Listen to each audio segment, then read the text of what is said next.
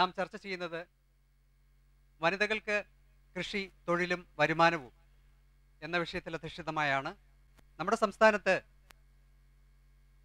കുടുംബങ്ങളുടെ അല്ലെങ്കിൽ വീടിൻ്റെ അകത്തളങ്ങളിൽ ഒതുങ്ങിക്കഴിഞ്ഞിരുന്ന സ്ത്രീകൾ ഇന്ന് ഭരണരംഗത്തേക്കും വ്യത്യസ്തമായ തൊഴിൽ മേഖലയിലേക്കും വന്ന് സ്വയം പര്യാപ്തത നേടിക്കൊണ്ടിരിക്കുന്നു എന്നത് ഒരു യാഥാർത്ഥ്യം തന്നെ. കാർഷിക മേഖലയുമായി ബന്ധപ്പെട്ട് അതിൽ നിന്ന് വരുമാനം ഉണ്ടാക്കുന്ന ഒട്ടനവധി സ്വയം സഹായ സംഘങ്ങൾ വിവിധ ഏജൻസികളുടെ സഹകരണത്തോടെയും പ്രോത്സാഹനത്തോടെയും നമ്മുടെ നാട്ടിൽ നിലനിൽക്കുന്നുണ്ട്. കേരളത്തിലെ പൊതുസമൂഹത്തിന് അത്തരത്തിൽ മികവ് പുലർത്തുന്ന വനിതാ സംരംഭകരുടെ അനുഭവങ്ങൾ തീർച്ചയായും കേൾക്കാൻ താല്പര്യമുണ്ടാവും.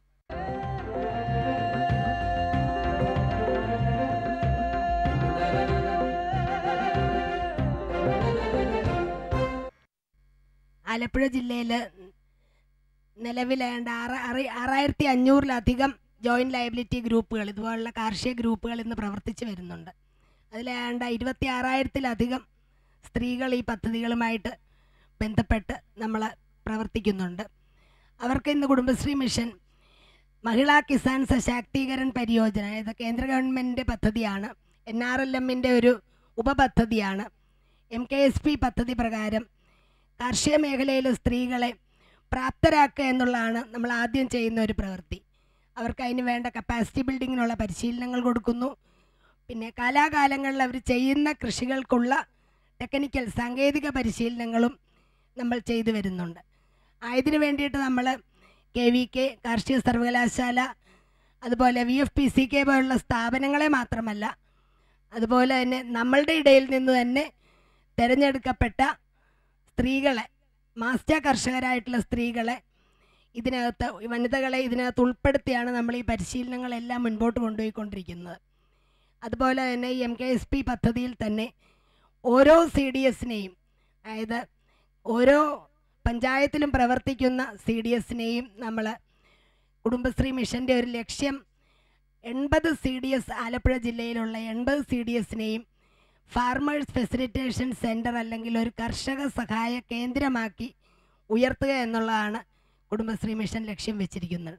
അതിനുവേണ്ടിയുള്ള പ്രവർത്തനങ്ങൾ, അതായത് ഈ കർഷക സഹായ കേന്ദ്രങ്ങളാക്കുന്നതിനുള്ള പ്രവർത്തനങ്ങൾ നടന്നു വരികയാണ്. അതിലൂടെ നമ്മൾ സ്ത്രീകളെ കാർഷിക യന്ത്രവൽക്കരണവുമായിട്ട് കൂടുതൽ ബന്ധിപ്പിച്ച്, അതായത് സ്ത്രീകൾക്ക് തന്നെ കൈകാര്യം ചെയ്യാൻ പറ്റുന്ന യന്ത്രങ്ങൾ സ്ത്രീകൾ അവരുടെ കൃഷിയിടങ്ങളിൽ ഉപയോഗിക്കുന്നതിനായിട്ട് അവരെ പ്രാപ്തരാക്കുക എന്നുള്ളതിനും കൂടെ ലക്ഷ്യം വയ്ക്കുന്നുണ്ട്. അതിലും MKSP പദ്ധതിയിലൂടെ നമ്മൾ കാർഷിക യന്ത്രവൽക്കരണത്തിനുള്ള പരിശീലനങ്ങൾ കൊടുക്കുന്നുണ്ട്. അതുപോലെ തന്നെ നേരത്തെ ഇവിടെ തൃക്കുന്നപ്പുഴ CDS ചെയർപേഴ്സൺ സൂചിപ്പിച്ചതുപോലെ ഈ കർഷക സഹായ കേന്ദ്രങ്ങളിലൂടെയാണ് നേരത്തെ ഇവിടെ സൂചിപ്പിച്ച സീഡ് ബാങ്ക് പദ്ധതി, അതായത് നല്ല വിത്തുകൾ കർഷകർക്ക്, അതായത് പാരമ്പര്യമായി ചെയ്തു വരുന്ന വിത്തുകൾ, പ്രത്യേകിച്ച് ചിലയിടങ്ങൾ ചില പ്രാദേശികമായിട്ടുള്ള വിത്തിനങ്ങളുണ്ട്. അപ്പം അങ്ങനെയുള്ള വിത്തുകളെ സംരക്ഷിക്കുക എന്നുള്ളതും കൂടെ ഈ ഫാർമേഴ്സ് ഫെസിലിറ്റേഷൻ സെൻറ്റർ വഴിയായിട്ട് നമ്മൾ ഉദ്ദേശിക്കുന്നുണ്ട്. അതായത് ഇപ്പോൾ ചേർത്തല മേഖലയെ സംബന്ധിച്ചാണെങ്കിൽ പട്ടുചീര, അല്ലെങ്കിൽ ആനക്കൊമ്പൻ വെണ്ട, മരാരിക്കുളം വഴുതന, അതുപോലുള്ള പ്രാദേശികമായ വിത്തിനങ്ങൾ സംരക്ഷിച്ച്, അതായത് ഇന്ന് അന്യം നിന്നുകൊണ്ടിരിക്കുന്ന വിത്തിനങ്ങളാണ്. ഇവിടെ അനിതാമാടൻ നേരത്തെ സൂചിപ്പിച്ചു അതിനെപ്പറ്റി. അപ്പം ആ വിത്തുകൾ സംരക്ഷിക്കുക എന്നുള്ളതാണ് നമ്മൾ ഈ FFC-യിലൂടെ നമ്മൾ നടപ്പിലാക്കാൻ ഉദ്ദേശിക്കുന്ന, KVK-യുമായിട്ട് കൺവേർജ് ചെയ്ത് നടപ്പിലാക്കാൻ ഉദ്ദേശിക്കുന്ന സീഡ് ബാങ്ക് പദ്ധതി. അതുപോലെ തന്നെ ഓർഗാനിക്കായിട്ടുള്ള കൃഷി, ജൈവ കൃഷി പ്രോത്സാഹിപ്പിക്കുക എന്നുള്ളതാണ് ജില്ലാ മിഷൻ്റെ ഒരു ലക്ഷ്യം. മാരാരിക്കുളത്തുനിന്ന് വരികയാണ്. മാരാരിക്കുളം സരസന്മാരായനാണ്. എൻ്റെ പഞ്ചായത്ത് ശ്രീസൗഹൃദ പഞ്ചായത്താണ്. ഞങ്ങൾ കഴിഞ്ഞ വർഷം ഒരു 12,000 രൂപയുടെ കണ്ടമെടുത്ത് ഏക്കർ കണക്കിന് ചെയ്യുകയാണ്. 12,000 രൂപയുടെ ചീര തന്നെ വിറ്റു. പിന്നെ പടവളം, പാവല, വള്ളിപ്പയർ, 21 മണിയം പയർ, അങ്ങനെ ഇഷ്ടംപോലെ ഞങ്ങളൊരു 10,000-30,000 രൂപയുടെ പയറിനങ്ങളും ചീരയും കൂടെ വിറ്റ് ഇപ്പോഴും ഒരു 50 സെൻറ്റ് സ്ഥലത്തിൽ കാച്ചിലിട്ടിട്ടുണ്ട്. കുറച്ച് പറിച്ച് കൂട്ടിയിട്ടുണ്ട്, ബാക്കി പറിക്കണം. ഇന്നലെ വേറൊരു 50 സെൻറ്റ് സ്ഥലത്തിൽ ഞങ്ങളൊരു 300 യോട് കമ്പെങ്കിലും ഇട്ട്. ഞങ്ങളുടെ മരാരിക്കുളം പഞ്ചായത്തിലെ ചന്ദ്രവച്ചേച്ചി പറഞ്ഞ പോലെ ഇഷ്ടം പോലെ നല്ല ആനുകൂല്യങ്ങളും കൃഷിഭവനിൽ നിന്നും മറ്റുള്ള കാര്യങ്ങളും എല്ലാം ഞങ്ങൾക്ക് നല്ലപോലെ കിട്ടുന്നുണ്ട്. പിന്നെ പഞ്ചായത്തിൽ നിന്ന് തന്നെ നല്ല വിത്ത് വർഗ്ഗങ്ങളും, ഞങ്ങൾ എന്തോ ഒരു സാധനങ്ങൾ നട്ട് പറിച്ചാലും വിറ്റുൽപ്പന്നങ്ങൾ തന്നെ അവിടെ കഞ്ഞിക്കുഴി പഞ്ചായത്ത് മാരാരിക്കുളത്ത് വിൽക്കാനുള്ള സാധ്യതകളുണ്ട്. കരനെൽ കൃഷി ചെയ്തതിന് തൃക്കുന്നപ്പുഴ കൃഷിഭവനിൽ നിന്നും മികച്ച കർഷകയ്ക്കുള്ള അവാർഡ് കിട്ടിയിട്ടുണ്ട്. അതുപോലെ തന്നെ ഈ വർഷവും ഞങ്ങൾ NRGയിൽ ഉൾപ്പെട്ട് കൃഷിയിടം കൃഷിയോഗ്യമാക്കി ഒരു ഏക്കർ സ്ഥലത്തോളം നെൽകൃഷി ചെയ്യുകയും അത് നല്ല രീതിയിൽ കിളിച്ച് ഒരു 20 ദിവസം കഴിഞ്ഞപ്പോൾ കൃഷി ഓഫീസറുടെ നിർദ്ദേശപ്രകാരം അതിൻ്റെ വളപ്രയോഗവും കഴിഞ്ഞ് ഒരു 10 ദിവസം കഴിഞ്ഞപ്പോഴത്തേക്ക് ആ നെല്ല് മുഴുവൻ അങ്ങ് മഞ്ഞ പിടിച്ചിട്ട് അത് നമ്മൾ നെല്ല് അത് വിരിഞ്ഞ് കതിരായി കിടക്കുമ്പോഴുണ്ടാകുന്ന ആ ഒരു സൗന്ദര്യം അതേപോലെ ആ തൈയായ സമയത്തെ അത് അങ്ങനെ അങ്ങ് പോയിട്ട് അതിന് എന്ത് മരുന്ന് അടിച്ചിട്ട് ഒന്നും അത് ശരിയായില്ല. ഞങ്ങളുടെ കൃഷി ഈ പ്രാവശ്യം അത് കാരണം ആ മൊത്തം അങ്ങ് മഞ്ഞിച്ച് അങ്ങ് പഴുത്ത് അങ്ങ് പോയി. നിങ്ങൾ ഒരു വർഷം നല്ല വിളവ് കിട്ടിയെന്ന് പറഞ്ഞതുകൊണ്ട് അടുത്ത വർഷത്തേക്ക് എന്താണ് സംഭവിച്ചതെന്നുള്ള കാര്യം അന്വേഷിക്കേണ്ടിയിരിക്കുന്നു. പക്ഷേ നമ്മൾ എല്ലാ കാര്യങ്ങൾക്കും എല്ലാ പ്രശ്നങ്ങൾക്കും എന്തെങ്കിലും വിഷം തളിക്കുക അല്ലെങ്കിൽ മരുന്നടിക്കുക എന്നുള്ളതിലേക്ക് മാത്രമായി ചുരുങ്ങിപ്പോകരുത്. കാരണം അതിൻ്റെ മൂല കാരണം ചിലപ്പോൾ അതായിരിക്കണം എന്നില്ല. മണ്ണുമായിട്ട് ബന്ധപ്പെട്ട ഒരുപാട് പ്രശ്നങ്ങൾ നമ്മുടെ വിളയിൽ ഉണ്ടാവാനുള്ള സാധ്യതകളുണ്ട്. നിങ്ങൾ തൃക്കുന്നപ്പുഴ ആയതുകൊണ്ട് ഉള്ള ഒരു സാധ്യത, മണ്ണിൽ ഉപ്പിൻ്റെ അംശം കൂടാനുള്ള ഒരു സാധ്യതയുണ്ട്. അത് മഴ കഴിഞ്ഞിട്ടാണെങ്കിൽ അല്ലെങ്കിൽ കടൽ വെള്ളം കയറി വരാൻ കടൽ വെള്ളം നമ്മുടെ മണ്ണിൻ്റെ മേലെ കൂടെ വരണം നിർബന്ധമില്ല, മണ്ണിനകത്ത് കൂടെയും വരാനുള്ള സാധ്യതകളുണ്ട്. അപ്പോൾ എപ്പോഴും നമ്മൾ ആ രീതിയിലുള്ള കൃഷികൾ നടത്തുമ്പോൾ മണ്ണ് ഒരു പ്രാവശ്യമെങ്കിലും മണ്ണ് പരിശോധിക്കാനുള്ള ശ്രമം, അല്ലെങ്കിൽ മണ്ണുമായിട്ട് ബന്ധപ്പെട്ട കാര്യങ്ങൾ മനസ്സിലാക്കാനുള്ള ശ്രമങ്ങൾ നടത്തണം.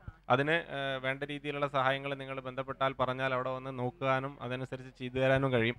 എനിക്ക് തോന്നുന്നത് നിങ്ങളുടെ പറഞ്ഞ പ്രശ്നങ്ങൾ കേട്ടിട്ട് പ്രധാനമായിട്ട് അതൊരു രോഗങ്ങളോ കീടങ്ങളോ അല്ലാതെ മണ്ണിലെ ഒന്നുകിൽ ഉപ്പിൻ്റെ അംശം കൂടുന്നത് കൊണ്ട്, അല്ലെങ്കിൽ മണ്ണിലെ അമ്ലത്വം കൂടുന്നത് കൊണ്ട്, അല്ലെങ്കിൽ ഏതെങ്കിലും പോഷകങ്ങളുടെ കുറവ് കൊണ്ട് ഉണ്ടാകാവുന്ന പ്രശ്നങ്ങളാണ് സംഭവിച്ചിരിക്കുന്നതെന്നാണ് കേട്ടതിൽ നിന്ന് മനസ്സിലാവുന്നത്. നമ്മുടെ 80 CDSകളിലും മണ്ണ് പരിശോധിക്കുന്നതിന് ഡിപ്പാർട്ട്മെൻറ്റ് തലത്തിലും മണ്ണ് പരിശോധിക്കുന്നതിന് വേണ്ടിയുള്ള നടപടികൾ, അതിനുവേണ്ടി വരുന്ന ചെലവുകൾ ജില്ലാ മിഷൻ നടത്തി എല്ലാ CDSകളുടെയും കൃഷിയിടങ്ങളിലെ മണ്ണ് പരിശോധിക്കുന്നതിന് വേണ്ടിയുള്ള നടപടികൾ എടുക്കുന്നതിന് വേണ്ടിയുള്ള പ്രവർത്തനങ്ങൾ ജില്ലാ മിഷൻ നടത്തുന്നതായിരിക്കും. പിന്നെ ക്ഷീരമേഖലയുമായിട്ട് ബന്ധപ്പെട്ട് എന്തൊക്കെ ഉപദേശങ്ങളും നിർദ്ദേശങ്ങളുമാണ് നമ്മുടെ കർഷകർക്ക് കൊടുക്കാനുള്ളത്?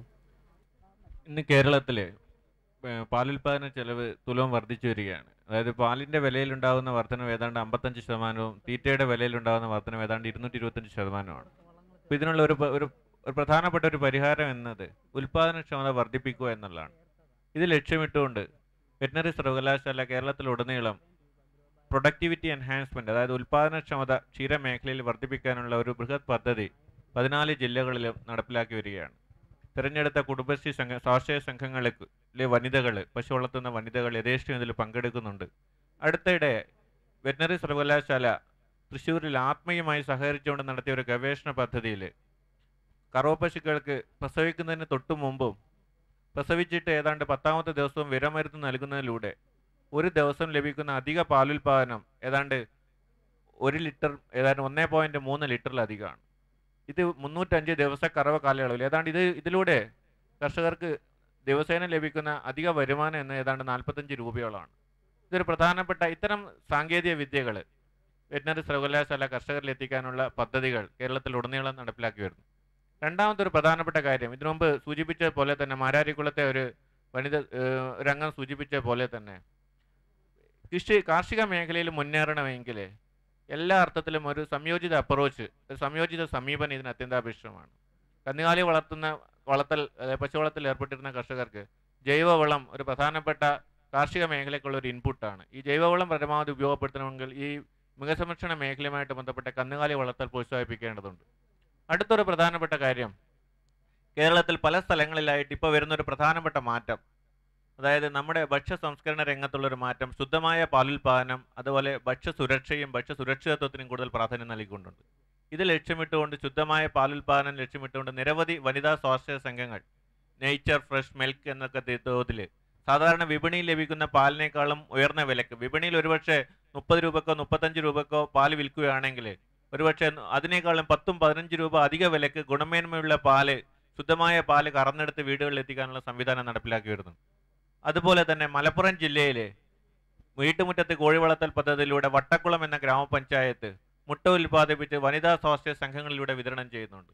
ഇത് ചെയ്യുന്നതിലൂടെ ഒരു അധിക വരുമാനം ഇവർക്ക് ലഭിക്കുന്നുണ്ട്. മാത്രമല്ല ഒരു സംഘടിത മേഖലയിൽ കോഴിമുട്ട ഉൽപ്പാദനവും വിപണനവും നടക്കുന്നു. ദേശീയ കാർഷിക വികസന നയത്തിനനുസരിച്ച് വിപണി ലക്ഷ്യമിട്ടുള്ള ഉൽപ്പാദന പ്രക്രിയക്കാണ് ഇന്ന് സർവകലാശാല കൂടുതൽ മുന്നേറ്റം നൽകുന്നത്. ഞങ്ങൾക്ക് ആശ്രയ സംഘമുണ്ട് SIGയുടെ.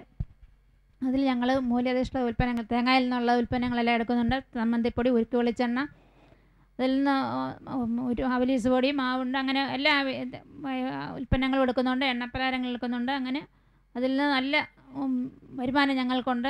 CPCR വേണ്ടി ഞങ്ങൾ നല്ല ബന്ധമുണ്ട്. പല പല ക്ലാസ്സുകൾ ഞങ്ങൾ പങ്കെടുക്കുകയും അതിൽ നിന്ന് ഞങ്ങൾക്ക് ഒത്തിരി നല്ല രീതിയിലുള്ള അനുഭവങ്ങൾ ഉണ്ടാവുകയും നല്ല രീതിയിൽ കാര്യങ്ങൾ മുന്നോട്ട് കൊണ്ടുപോകാൻ പറ്റുകയും ചെയ്തിട്ടുണ്ട്. നല്ല വരുമാനം ഞങ്ങൾക്ക് നല്ല രീതിയിൽ നല്ല വരുമാനമുണ്ട്, കിട്ടുന്നുണ്ട്. പിന്നെ അതോടൊപ്പം തന്നെ ഞങ്ങൾ കൃഷി, ഞാൻ വ്യക്തിപരമായിട്ട് തന്നെ ഞങ്ങൾ കുടുംബമായിട്ട് ഞങ്ങൾ കൃഷി ചെയ്ത് കൃഷിയിൽ തന്നെ മുൻതൂക്കം കൊടുക്കുന്നതാണ്. ഞങ്ങൾ നെല്ല്, എള്ള് അതുപോലെ പച്ചക്കറി, ഞങ്ങൾ പച്ചക്കറികൾ സ്ഥിരമായി ഞങ്ങൾ തന്നെ വീട്ടിൽ ഉൽപ്പാദിപ്പിച്ച് പച്ചക്കറി ഞങ്ങൾ ഉപയോഗിക്കുക. ഞങ്ങൾ പുറത്തുനിന്ന് പച്ചക്കറി മേടിച്ച് ഉപയോഗിക്കുന്നവരല്ല. കാർഷിക മേഖലയിൽ നിന്ന് കിട്ടുന്ന എല്ലാ ഉൽപ്പന്നങ്ങളും മൂല്യവർദ്ധിത ഉൽപ്പന്നങ്ങളാക്കി വിപണനം ചെയ്യുകയും അതോടൊപ്പം കേരളത്തിലെ മുഴുവൻ ജില്ലകളിലും താല്പര്യമുള്ള ഗ്രൂപ്പുകൾക്കും വ്യക്തികൾക്കും ട്രെയിനിങ് കൊടുക്കുകയും ചെയ്യുന്നുണ്ട്. ഒരു തേങ്ങയിൽ നിന്നും 5 രൂപ വിലയുള്ള സമയത്ത് 30 രൂപ കിട്ടിയിരുന്നുവെങ്കിൽ ഇന്ന് ഞാൻ ആത്മവിശ്വാസത്തോടെയും തൻ്റെടത്തോടെയും പറയുന്നു, 100 രൂപയ്ക്ക് മേളിൽ ഒരു തേങ്ങയിൽ നിന്നും ഉൽപ്പാദനം ഉണ്ടാക്കാൻ കഴിയും മൂല്യവർദ്ധിത ഉൽപ്പന്നത്തിലൂടെ. ചുരുങ്ങിയതായി ഞാനിവിടെ സൂചിപ്പിക്കുക, ഉരുക്ക് വെളിച്ചെണ്ണയ്ക്ക് ഇന്ന് ലിറ്ററിന് 600 രൂപ വിലയുണ്ട്. 15 തേങ്ങ 12നും 15നും ഇടയിൽ തേങ്ങയിൽ നിന്ന് 1 ലിറ്റർ ഉരുക്ക് വെളിച്ചെണ്ണ നമുക്ക് ലഭിക്കുന്നുണ്ട്. ആ ഉരുക്ക് വെളിച്ചെണ്ണ കിട്ടിയതിന് ശേഷമുള്ള അതിൻ്റെ ബൈ പ്രോഡക്റ്റായിട്ട് ചമ്മന്തിപ്പൊടി, കോക്കനട്ട് ലഡ്ഡു ഉണ്ടാക്കാൻ കഴിയും. തേങ്ങാവെള്ളത്തിൽ നിന്ന് വിനാഗിരി. ഇതിനെല്ലാം ഉപരിയായി നമ്മൾ നിസ്സാരമായി വലിച്ചെറിയുന്ന ആ ചിരട്ട, ഒരു ചിരട്ടയും 30 സെൻറ്റിമീറ്റർ നീളത്തിൽ ഒരു സ്പൂണിൻ്റെ വലിപ്പത്തിലുള്ള ഒരു ചെറിയ പിടിയുമായി കിട്ടുന്ന ഒരു നമ്മൾ വാങ്ങിക്കണമെങ്കിൽ 50 രൂപ ഏറ്റവും കുറഞ്ഞത് കൊടുക്കണം. അപ്പം 100 രൂപയ്ക്ക് മേളിൽ പോകുന്നു എന്ന് പറഞ്ഞത് നിങ്ങൾ കണക്ക് കൂട്ടി നോക്കുക. കൂടാതെ 100 തൊണ്ടിൽ നിന്നും 9 കിലോ ചകിരി നമുക്ക് ലഭിക്കുന്നുണ്ട്. ആ 9 കിലോ ചകിരിയുടെ വില നോക്കുകയാണെങ്കിലും ഞാൻ ഈ പറഞ്ഞ വിലയുമായിട്ട് എത്ര രൂപയുടെ അന്തരമുണ്ടെന്ന്. ഇതിനോടൊപ്പം തന്നെ ചകിരിച്ചോറ് ഇന്ന് വിദേശ രാജ്യങ്ങളിലേക്ക് കൃഷിക്കായിട്ട് കട്ടകളാക്കി കയറ്റി അയക്കുന്നുണ്ട്. കാരണം മണ്ണില്ലാതെ നമുക്ക് മണ്ണിന് പകരം ചകിരിച്ചോറ് ഉപയോഗിച്ച് കൃഷി ചെയ്യാൻ സാധിക്കുന്ന ഒരു സാഹചര്യം ഇന്ന് രൂപപ്പെട്ടിട്ടുണ്ട്. ഇതിനെല്ലാം ഉപരിയായി വളരെ അധികം ആൾക്കാരിവിടെ പറഞ്ഞു, തൊഴിലും കൃഷിയും വനിതകൾക്ക് തൊഴിലും വരുമാനവും എന്നുള്ള ഒരു കാര്യമാണ് പറഞ്ഞത്. എന്നാൽ എൻ്റെ അഭിപ്രായത്തിൽ ഒരു നിർദ്ദേശം പറയാനുള്ളത്, ഇന്ന് തൊഴിലുറപ്പ് പദ്ധതി എന്നും പറഞ്ഞ് നമ്മുടെ നാട് മുഴുവനും ദിവസങ്ങളും 100 തൊഴിലാണ് മിനിമം ഒരു വ്യക്തിക്ക് പറഞ്ഞിട്ടുള്ളത്. ഈ തൊഴിലുറപ്പ് പദ്ധതിയിൽ ഉൾപ്പെട്ടിട്ടുള്ള അംഗങ്ങൾ മനസ്സ് വെക്കുകയാണെങ്കിൽ ഈ വരുമാനം 4 ഇരട്ടി വർദ്ധിപ്പിക്കാൻ കഴിയും. ഞാൻ തഴക്കര ഗ്രാമപഞ്ചായത്തിലെ CDS വൈസ് ചെയർപേഴ്സണാണ്. പിന്നെ കഴിഞ്ഞ വർഷം എൻ്റെ ഗ്രൂപ്പ് സ്വന്തമായിട്ടൊരു 3 ഏക്കർ സ്ഥലമെടുത്ത് വാഴ കൃഷി ചെയ്തു. നല്ല രീതിയിലുള്ള നല്ല വിളവെടുത്തു. അത് ഞങ്ങൾക്ക് ഉദ്ഘാടനം ചെയ്ത് നമ്മുടെ ബഹുമാന്യായ കേന്ദ്ര മന്ത്രി കുഴിക്കുന്നിൽ സുരേഷ് അവர்களായിരുന്നു. അപ്പോൾ അതുകൊണ്ട് തന്നെ അറിയാമല്ലോ, അതുപോലെ നല്ല രീതിക്കുള്ള ഒരു വിളകളാണ് ഇന്ന് കിട്ടിയത്. അതുപോലെ ഞങ്ങളുടെ പഞ്ചായത്തിൽ മൊത്തമായിട്ടും നല്ല രീതിക്കുള്ള കൃഷി ചെയ്തു വരുന്നു.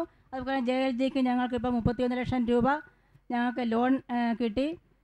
ഇന്നത്തെ കാലാവസ്ഥാ വ്യതിയാനം അനുസരിച്ച് നമുക്ക് വെള്ളം കിട്ടാൻ വലിയ പാടാണ്. വെള്ളം എന്ന് പറയുന്നത് അവിടെ ഏതാണ്ട് കുഴൽക്കിണറുകൾ ഉപയോഗിക്കുന്നവർ കൂടുതലുണ്ട്. പിന്നെ തീരദേശം കൂടെ ബന്ധപ്പെട്ട് കിടക്കുന്നതുകൊണ്ട് പടിഞ്ഞാറൻ മേഖലയിൽ പൈപ്പ് ലൈനുമാണുള്ളത്. പക്ഷേ ഈ കൃഷിക്ക് വേണ്ട വെള്ളം അവിടെ യാതൊരു കാരണവശാലും കിട്ടുന്നില്ല. കൂടുതൽ 5 ഏക്കർ പുരയിടമൊക്കെ എടുത്ത് കൃഷി ചെയ്യുന്ന JLGകളുണ്ട്. അപ്പോൾ അവർക്ക് ചെറിയ പൊട്ടക്കുളങ്ങളൊക്കെ അവിടെയൊക്കെ ഉണ്ട്. പക്ഷേ അതൊക്കെ മൂടി പകുതിയായിട്ട് കിടക്കുകയാണ്. പക്ഷേ ആ കുളം NREGSൽ കൂടെയൊക്കെ വൃത്തിയാക്കാനുള്ള പ്രോജക്റ്റുകളൊക്കെ നേരത്തെ വെച്ചിട്ടുണ്ട്. പക്ഷേ അതൊന്നും നമുക്ക് പ്രാവർത്തികമായിട്ടില്ല. അപ്പോൾ ആ കുളങ്ങൾ അല്ലെങ്കിൽ അതിനനുസരിച്ച് അത്ര ഏക്കർ വസ്തുവിനകത്ത് കൃഷി ചെയ്യത്തക്ക രീതിയിൽ വെള്ളം എത്തിക്കാനുള്ള സംവിധാനം ഈ ഡിപ്പാർട്ട്മെൻറ്റുകളിൽ നിന്ന് കിട്ടുമോ? അതാണ് നമുക്കറിയേണ്ടത്. പഞ്ചായത്താണ് അതിന് മുൻകൈ എടുക്കേണ്ടത്. നിങ്ങളുടെ പഞ്ചായത്ത് വാർഡ് മെമ്പറെ കണ്ട് അല്ലെങ്കിൽ പഞ്ചായത്തിനാണ് ഇതുപോലുള്ള അടിസ്ഥാന സൗകര്യ വികസനങ്ങളിൽ മുൻകൈ എടുക്കാൻ പറ്റുക. മറ്റൊരു ഭാഗമായിട്ട് പറയാനുള്ളത്, നമ്മൾ മണ്ണിൽ ഈർപ്പം സംരക്ഷിച്ച് നിർത്താവുന്ന രീതിയിലുള്ള കൃഷി രീതികൾ കുറച്ച് നമുക്ക് അവലംബിക്കുന്നത് വഴി, കാരണം നമ്മുടെ ഇപ്പം നമ്മുടെ തോടുകളിലും കുളങ്ങളിലൊക്കെ ധാരാളമായി കാണുന്ന പോള, അതുപോലെ കയർപ്പിത്ത്, അതൊക്കെ ഉപയോഗിച്ചുകൊണ്ട് മണ്ണിൽ നമ്മൾ നടുന്നതിന് മുമ്പ് തന്നെ തടങ്ങളിലൊക്കെ ചേർത്ത് കൊടുത്തുകൊണ്ട് മണ്ണിൽ നിങ്ങൾ ഈർപ്പം നിലനിർത്താനുള്ള രീതിയിലുള്ള കൃഷി രീതികൾ അനുവർത്തിക്കാം. ഗ്രാമസഭയിൽ നിങ്ങളുടെ ആവശ്യങ്ങൾ ഏറ്റവും കൂടുതൽ പറയാൻ പറ്റുന്നൊരു അവസരമാണ് ഗ്രാമസഭകൾ. ഗ്രാമസഭകളിലെ ഏറ്റവും പ്രധാനപ്പെട്ട ഒന്നാണ് കൃഷി, ജലസേചനം, മണ്ണ് സംരക്ഷണം. അതിൽ 10-12 ഘടകങ്ങളുള്ളതിൽ യൂണിറ്റുള്ളതിൽ ഏറ്റവും പ്രധാനപ്പെട്ട ഒന്നാണ് കൃഷി, ജലസേചനം, മണ്ണ് സംരക്ഷണം. അതൊരു ഗ്രൂപ്പാണ്, വർക്കിംഗ് ഗ്രൂപ്പാണ്. ആ വർക്കിംഗ് ഗ്രൂപ്പിൽ അതാത് പഞ്ചായത്തുകളുടെ പ്രശ്നങ്ങൾ എന്താണെന്നും അതാത് വാർഡുകളുടെ പ്രശ്നങ്ങൾ എന്താണെന്നും അതിനുള്ള പ്രതിവിധി കണ്ടെത്തുന്നതിന് വേണ്ടിയുള്ള ചർച്ചകളും അതിന് വേണ്ട നിർദ്ദേശങ്ങളും നൽകുന്ന ആൾക്കാർ നിങ്ങളാണ്. അത് പ്രാവർത്തികമാക്കുക എന്നുള്ളത് നിങ്ങളെ ജനപ്രതിനിധികളെ കൊണ്ട് ചെയ്യിപ്പിക്കുക എന്നുള്ളതാണ്. അപ്പോൾ അത് തീർച്ചയായിട്ടും ചെയ്യാൻ പറ്റും. അതൊരു വർക്കിംഗ് ഗ്രൂപ്പാണ്. നിങ്ങൾക്ക് ജലസേചനമില്ല, നല്ല കൃഷി ചെയ്യുന്നതിനുള്ള ഭൂമിയുണ്ട്, അതിനുള്ള വെള്ളം കിട്ടുന്നില്ല എന്നുണ്ടെങ്കിൽ അവിടെ ഒരു കുഴൽക്കിണർ കുഴിക്കുക എന്നുള്ളതാണ് നിങ്ങളുടെ അവിടുത്തെ ഏറ്റവും പ്രധാനപ്പെട്ട ഒന്നെങ്കിൽ അത് അവിടെ ചെയ്യിക്കുന്നതിന് വേണ്ടിയുള്ള നടപടികൾ നിങ്ങളുടെ ഗ്രാമപഞ്ചായത്തിനെ കൊണ്ട് ചെയ്യിക്കാം. കൃഷിയുമായി ബന്ധപ്പെട്ട് ഏറ്റവും കൂടുതൽ ഇമ്പോർട്ടൻസ് കൊടുക്കുന്നതാണ് നിലവിലുള്ള കുളങ്ങളും കിണറുകളും സംരക്ഷിക്കുന്നതിന് ചെയ്യുന്നതിന് വേണ്ടിയുള്ള പദ്ധതികളാണ് ഇന്ന് തൊഴിൽ പദ്ധതിയിലുള്ളത്. കപ്പാസിറ്റി ബിൽഡിങ്ങിൻ്റെ ഭാഗമായിട്ട് ഞങ്ങൾക്ക് ഒരു 5000 രൂപ സീലിംഗ് മെഷീൻ മേടിക്കുന്നതിന് കിട്ടി. പിന്നെ ഞങ്ങൾ കൃഷി ചെയ്ത മഞ്ഞളിൻ്റെ കൃഷി ഉണ്ടായിരുന്നു. അപ്പം പഞ്ചായത്തുമായിട്ട് ആലോചിച്ചിട്ട് മഞ്ഞൾ പുഴുങ്ങി ഉണക്കി പൊടിയാക്കി ഞങ്ങൾ വിപണനം നടത്തുകയുണ്ടായി. ഇവിടുന്ന് CPCRIയിൽ നിന്ന് ജിസി മാഡം വരികയും ഞങ്ങൾക്ക് അതിനുള്ള പ്രോത്സാഹനം തരികയും ബോയിലിംഗ് മെഷീൻ തരികയും ഞങ്ങളത് വെച്ചിട്ട് ഇത് പുഴുങ്ങി ഉണക്കി പൊടിയാക്കി ഇപ്പം ഞങ്ങൾ മില്ല് തുടങ്ങിയിട്ടുണ്ട്. അതിനൊരു 4.5 ലക്ഷം രൂപ ലോൺ എടുത്തിട്ടാണ് ഞങ്ങൾ ചെയ്തിരിക്കുന്നത്. അല്ലാതെ കൃഷിക്ക് വേണ്ടിയിട്ട് JLGയുടെ 3 ലക്ഷം രൂപ ലോൺ എടുത്തിട്ടുണ്ട്. അതിൽ ഒരു വർഷം കൊണ്ട് ഈ ലോൺ അടച്ചു തീർക്കണമെന്നാണ് 28,000 രൂപ വെച്ചിട്ട് ബാങ്കിൽ അടയ്ക്കണമെന്ന് പറഞ്ഞു. അപ്പോൾ അതിനൊരു കാലാവധി നീട്ടി കിട്ടുന്നതിന് ഒരു 3 വർഷമെങ്കിലും കിട്ടുന്നതിന് വേണ്ടിയിട്ട് എന്തെങ്കിലും ഒരു സഹായം ചെയ്ത് തന്നാൽ കൊള്ളാമായിരുന്നു. ഈ ലോണുമായി ബന്ധപ്പെട്ട കാര്യം പറയുകയാണെങ്കിൽ കൃഷിയുമായി ബന്ധപ്പെട്ട വായ്പകളെ ഹ്രസ്വകാല വായ്പകളെന്നാണ് പറയുന്നത്. അത് നമ്മൾ കൃഷി ചെയ്യുക, കൃഷി ചെയ്ത് കഴിയുമ്പോൾ അതിൻ്റെ വായ്പകൾ അടച്ചു തീർക്കുക, അടുത്ത കൃഷി ചെയ്യുക, അപ്പോൾ വീണ്ടും വായ്പ എടുക്കുക, വായ്പ അടച്ചു തീർക്കുക. അതാണ് ഹ്രസ്വകാല വായ്പകൾ എന്ന് പറയുന്നത്. അതുകൊണ്ടാണ് കൃഷിയുടെ വായ്പകൾക്ക് പലിശ കുറവാണ്. ഇപ്പോൾ നമ്മൾ JLGയുമായി ബന്ധപ്പെട്ട കുടുംബശ്രീയുമായി ബന്ധപ്പെട്ട വായ്പയുടെ കാര്യമാണെന്നുണ്ടെങ്കിൽ നമുക്കറിയാം കാനറ ബാങ്ക് നമ്മളുമായിട്ട് എഗ്രിമെൻ്റ് ഉണ്ടാക്കിയിട്ടുണ്ട്. 7% ഇൻട്രസ്റ്റിലാണ് വായ്പ നൽകുന്നത്, 1 ലക്ഷം രൂപ വരെ. അതിൽ 5% ഇൻട്രസ്റ്റ് നമ്മൾ കുടുംബശ്രീ നിങ്ങൾക്ക് നിങ്ങളുടെ അക്കൗണ്ടിലേക്ക് തരുന്നുണ്ട്. ബാക്കി നിങ്ങൾ അടയ്ക്കേണ്ടത് 2%. ഈ 2% ആണെങ്കിൽ പോലും നബാർഡിൽ നിന്ന് 2% നമുക്ക് ഇൻസെൻറ്റീവ് കിട്ടുന്നുണ്ട്.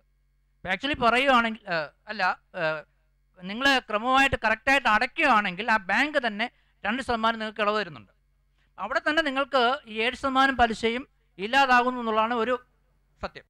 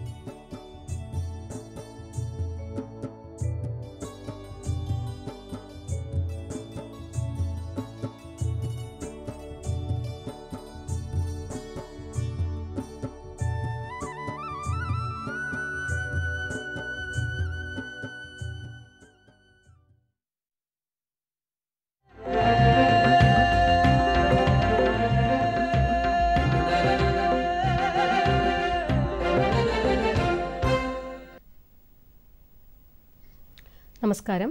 ദൂരദർശൻ കാർഷിക വാർത്തകളിലേക്ക് സ്വാഗതം. പ്രധാന വാർത്തകൾ. പൗൾട്രി എക്സ്പോ ഫെബ്രുവരി 26 മുതൽ. FIB കാർഷിക രംഗം ശില്പശാല മലമ്പുഴയിൽ. കാരച്ചെമ്മീൻ കുഞ്ഞുങ്ങൾ വിതരണത്തിന് തയ്യാറായി. വാർത്തകൾ വിശദമായി. കേരള സ്റ്റേറ്റ് പൗൾട്രി വികസന കോർപ്പറേഷൻ ഫെബ്രുവരി 26 മുതൽ മാർച്ച് 3 വരെ എറണാകുളം മറൈൻ ഡ്രൈവിൽ നാഷണൽ പൗൾട്രി എക്സ്പോ സംഘടിപ്പിക്കുന്നു. കോഴി വളർത്തൽ രംഗത്തെ വിവിധതരം പുതിയ ഉപകരണങ്ങൾ, കോഴികൾ, ഓമന പക്ഷികൾ, പുതിയ തരം സാങ്കേതിക വിദ്യകൾ എന്നിവ നാഷണൽ പൗൾട്രി എക്സ്പോയിൽ ഉണ്ടാകും. മാധ്യമപ്രവർത്തകരെയും കാർഷിക മേഖലയിലെ എഴുത്തുകാരെയും ഉൾപ്പെടുത്തിക്കൊണ്ട് ഫാം ഇൻഫർമേഷൻ ബ്യൂറോ സംഘടിപ്പിക്കുന്ന കാർഷിക രംഗം ശില്പശാല അക്ഷരക്കതിര് നാളെ രാവിലെ 10 മണിക്ക് മലമ്പുഴയിൽ ആരംഭിക്കും. എഴുത്തിന്റെ രസതന്ത്രം എന്ന പേരിൽ അച്ചടി, ദൃശ്യ, ശ്രാവ്യ മാധ്യമങ്ങളിലെ വിദഗ്ധർ ശില്പശാലയിൽ വിവിധ വിഷയങ്ങൾ കൈകാര്യം ചെയ്യും. കേരളത്തിന്റെ കാർഷിക നയത്തിന്റെ അവലോകനം, പുഷ്പകൃഷിയുടെ സാധ്യതകൾ, കൃഷി മൃഗസംരക്ഷണ വകുപ്പ്, ക്ഷീരവികസന വകുപ്പ് മേധാവികൾ പങ്കെടുക്കുന്ന ചർച്ചകളും കാർഷിക രംഗം ശില്പശാലയോടനുബന്ധിച്ച് സംഘടിപ്പിക്കുന്നു. ഫെബ്രുവരി 23 ശില്പശാല സമാപിക്കും. ഫിഷറീസ് വകുപ്പിന്റെ വർക്കല ഓടയം ഹാച്ചറിയിൽ കാരച്ചെമ്മീൻ കുഞ്ഞുങ്ങൾ വിൽപ്പനയ്ക്ക് തയ്യാറായി. 20 ദിവസം പ്രായമായ ചെമ്മീൻ കുഞ്ഞുങ്ങൾക്ക് 45 പൈസ നിരക്കിലാണ് കർഷകർക്ക് നൽകുക. കായലോര കർഷകർക്ക് കൃഷിക്ക് സഹായകരമാകുന്ന രീതിയിൽ 80 ലക്ഷം ചെമ്മീൻ കുഞ്ഞുങ്ങളെ ഫിഷറീസ് വകുപ്പ് ഉൽപ്പാദിപ്പിച്ചിട്ടുണ്ട്. ആധുനിക PCR ടെസ്റ്റ് ഉൾപ്പെടെ ചെമ്മീൻ കുഞ്ഞുങ്ങളുടെ ക്രയശേഷി വൈഭവം പരിശോധിക്കപ്പെട്ട ശേഷമാണ് ചെമ്മീൻ കുഞ്ഞുങ്ങളെ വിതരണത്തിനായി തയ്യാറാക്കിയിട്ടുള്ളത്. കർഷകർക്ക് ഓടയം ചെമ്മീൻ ഹാച്ചറിയുമായി ബന്ധപ്പെടാവുന്ന ഫോൺ നമ്പർ 9447 900 128. കോട്ടയം ജില്ലയിൽ ഹോർട്ടിക്കൾച്ചർ മിഷൻ ഏത്തവാഴ കൃഷിക്കും കാർഷിക യന്ത്രവൽക്കരണത്തിനും ധനസഹായം നൽകുന്നു. വൈക്കം, കടുത്തുരുത്തി, ഈരാറ്റുപേട്ട ബ്ലോക്കുകളിൽ ഏത്തവാഴ കൃഷിക്ക് അപേക്ഷിക്കുന്ന കർഷകർക്ക് കൃഷി വികസിപ്പിക്കുന്നതിനായി ഹെക്ടറിന് 26,250 രൂപ ധനസഹായം ലഭിക്കും. കാർഷിക യന്ത്രവൽക്കരണത്തിന് tiller, weed cutter, power sprayer എന്നിവയ്ക്ക് 17,500 മുതൽ 60,000 രൂപ വരെ ധനസഹായം പ്രഖ്യാപിച്ചിട്ടുണ്ട്. കർഷകർ കൃഷിഭവനുമായി ബന്ധപ്പെടേണ്ടതാണ്. കയർ മേഖലയിലെ വിവിധ വിഭാഗങ്ങൾ സംയുക്തമായി കയർ പ്രദർശന മേള കോന്നിയിൽ ഇന്നു മുതൽ ഈ മാസം 28 വരെ നടത്തുന്നു.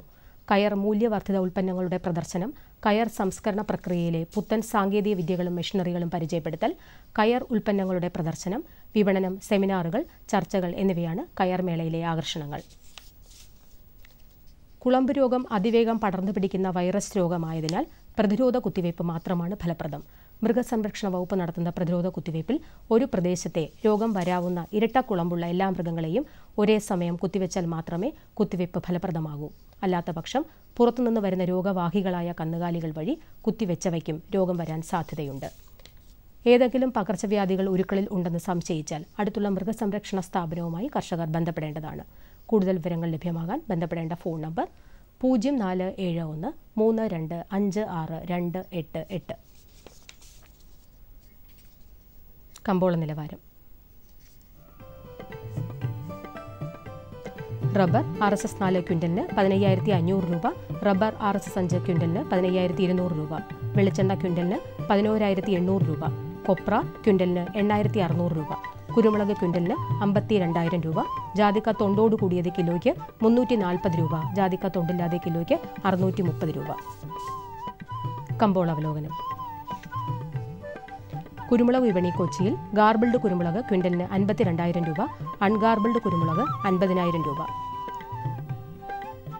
കുരുമുളക് വിപണി കൽപ്പറ്റയിൽ ചേട്ടൻ കുരുമുളക് ക്വിൻ്റലിന് 49,500 രൂപ, വയനാടൻ കുരുമുളക് 49,800 രൂപ. കൊപ്ര വിപണി കോഴിക്കോട് 8,300 രൂപ, തളിപ്പറമ്പ് 7,900 രൂപ, കാസർഗോഡ് 7,800 രൂപ.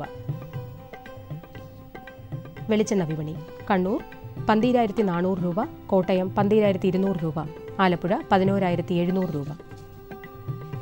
കാലാവസ്ഥ. കണ്ണൂർ കൂടിയ താപനില 34.6 ഡിഗ്രി സെൽഷ്യസ്, കുറഞ്ഞ താപനില 23.6 ഡിഗ്രി സെൽഷ്യസ്.